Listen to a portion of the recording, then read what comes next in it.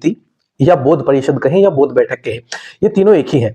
दोस्तों इनका आयोजन क्यों किया जाता था? कारण क्या था कि दोस्तों महात्मा बुद्ध के महापरिनिर्वाण के बाद, यानी उनके दुनिया से चले जाने के बाद, जो राजा थे, उन राजाओं को, जो समकालीन राजा थे, उनको ये कमी महसूस हुई कि महात्मा बुद्ध की शिक्षा को, उनकी शिक्षा दीक्षा को, उनके विचारों को लोगों तक कैसे पहुंचाया जाए। तो उसके लिए उन्होंने समितियों का, इन परिषदों का गठन किया, उनका आयोजन किया, और जो अच्छे खासे बौद्ध धर्म के विद्वान थे उनको बुलाया, अनुयायियों को बुलाया जो अच्छे खासे धर्म की जानकारी रखते थे, और उनको यही रास्ता निकालने के लिए कहा कि इनको आप किताबों में लिखिए या कुछ भी कीजिए ताकि लोगों तक बौद्ध धर्म की शिक्षा पहुंच सके। उसी को मद्देनजर रखते हुए इन संगीतियों का आयोजन किया गया था। अब इतिहास में हमें 4 बौद्ध संगीतियां देखने को मिलती हैं। आइए कौन कौन सी हैं?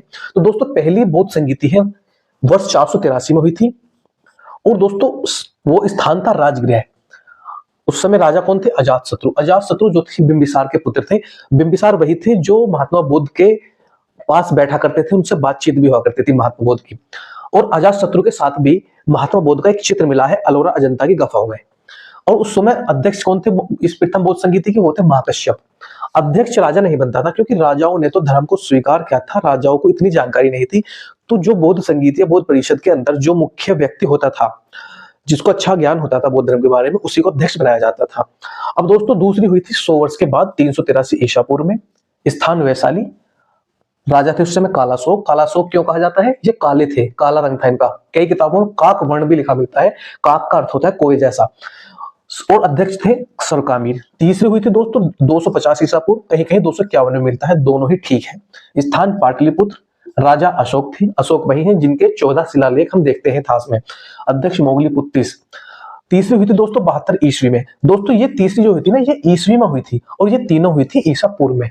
ये ध्यान रखने योग्य बात है, ये ईस्वी में थी और ये तीनों थी ईसा पूर्व में। स्थान कुंडलवन। राजा थे कनिष्क और अध्यक्ष थे वसुमित्र। अब दोस्तों ये कनिष्क जो थे ये विदेशी थे, ये यहाँ के नहीं थे। इनके दादा परदादा विदेश से आए थे, अफगानिस्तान के आसपास हिंदू क्षेत्र में थे, और वहां से होते होते भारत में आए। और इस कनिष्क का फिर विस्तार जो रहा क्षेत्रफल साम्राज्य का, इसने कश्मीर से लेके मथुरा तक इसने साम्राज्य भी इसने स्थापित किया। और दोस्तों कनिष्क ने महात्मा बुद्ध की पहली मूर्ति इसी ने ही बनवाई थी। इससे पहले कोई भी महात्मा बुद्ध की मूर्ति नहीं बनी थी, लेकिन इसने, ये पहला राजा था जिसने महात्मा बुद्ध की मूर्ति बनाई। और